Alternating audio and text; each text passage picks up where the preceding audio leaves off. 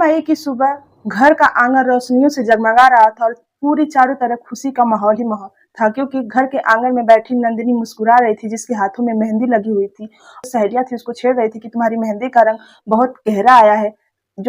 उसके जो आरव है उसकी भी शादी की तैयारियां हो रही थी। दोनों जोर शोर से दोनों घर में शादियों की तैयारियां चल रही थी। इसी बीच एक इतना बड़ा हादसा हुआ कि दोनों की जिंदगी बदल दी। आरव और नंदिनी की शादी दोनों की उसी शाम को होने वाली थी। किस्मत को कुछ और ही लिखा था।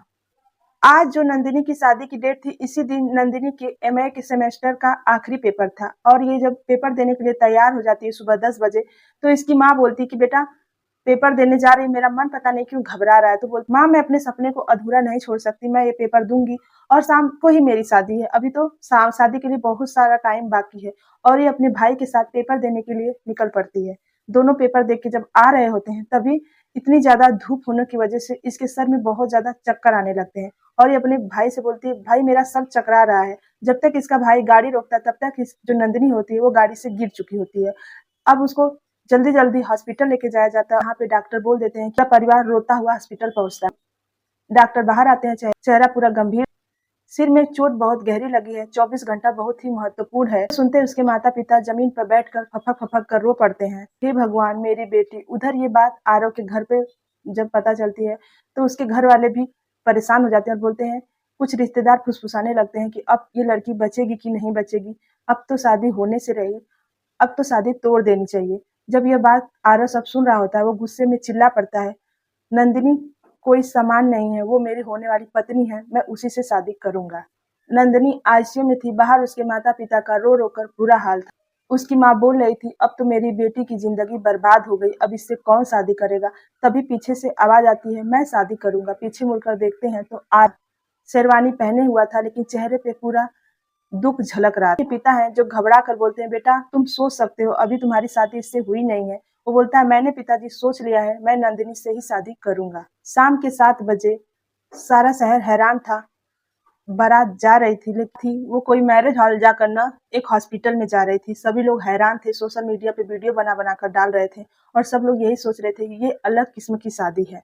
डॉक्टर भी हैरान थे। आरव घोड़े से नीचे उतरता और बोलता है, मैं अपनी दुल्हन को लेने आया। हॉस्पिटल के कमरे को बहुत ही फूलों से अच्छे से सजाया जाता है और डॉक्टर जो आते हैं बोलते हैं, नंदिनी की स्थिति बहुत नाजुक है। आरव उसके पास बैठ गया और उसके हाथ को सहलाने लगा और बोला, नंदिनी मैं आ गया हूँ। तभी उसके हाथ में कुछ हलचल सी होती है। डॉक्टर ये देखकर चौंक जाते हैं और जल्दी जल्दी बोलते हैं, अब इसे हमें स्कैन कराने लेके जाना पड़ेगा। आधे घंटे बाद जब डॉक्टर बाहर आते हैं तो बोलते हैं, मुझे कुछ बातें हैरान कर रही हैं कि इसको सिर्फ चक्कर आने से सर में चोटें नहीं लगी हैं, बल्कि इसके शरीर में कुछ दवाइयों का अंश पाया गया है। तब इसके घर वाले सोचने लगते हैं, नहीं ये तो कोई दवा नहीं ली। तभी इसका जो भाई होता है उसको याद आता है कि इसकी जो बहन नंदिनी थी वो पेपर देने जाने से पहले जूस पी थी।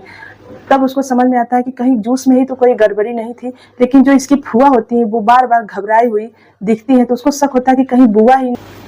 अब इसका भाई परेशान हो जाता है और वो घर की सीसीटीवी फुटेज निकलवाता है और उसमें देखता है कि इसकी जो किरण बुआ है वो ग्लास में कुछ मिलाते हुए दिखती हैं। तब मुझे शक हो जाता है कि बुआ ही कुछ मिलाई है। जब बुआ से शक्ति से पूछते हैं तो उसकी बुआ रोने लगती है और बोलती है, मैं इसको मारना नहीं चाहती, मैं तो बस शादी तुड़वाना चाह रही थी, क्योंकि मैं आरव से मैं अपनी बेटी की शादी करना चाहती, क्योंकि वो उससे क्लास में उसके साथ पढ़ता था, मेरी बेटी उससे प्रेम करती थी, इसलिए मैं ये शादी उससे नहीं करने देना चाहती थी।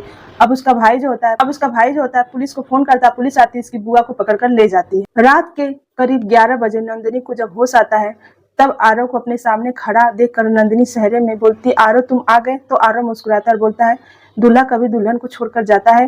और उसके बाद पंडित मंत्र पढ़ने लगते हैं, दोनों के फेरे कराए जाते हैं और शादी अच्छे से संपन्न हो जाती है। डॉक्टर और नर्सें खड़े होकर ये देखकर उन लोगों की भी आंखें भर जाती हैं। सभी लोग आशीर्वाद देते हैं और शादी संपन्न हो जाती है।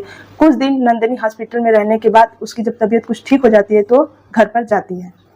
डॉक्टर साफ लफ्जों में घर वालों से बोल देते हैं कि अब नंदिनी की इतनी केयर करने की वजह से ये इतना जल्दी रिकवरी हुई है, और वो आरव का धन्यवाद देते हैं कि तुम जैसा इंसान बहुत कम दुनिया में मिलते हैं। और अब नंदिनी दोनों अच्छे से जिंदगी बिता रहे हैं। और नंदिनी एक दिन उससे पूछ बैठती है, अगर मैं सही ना होती तो तुम क्या करते।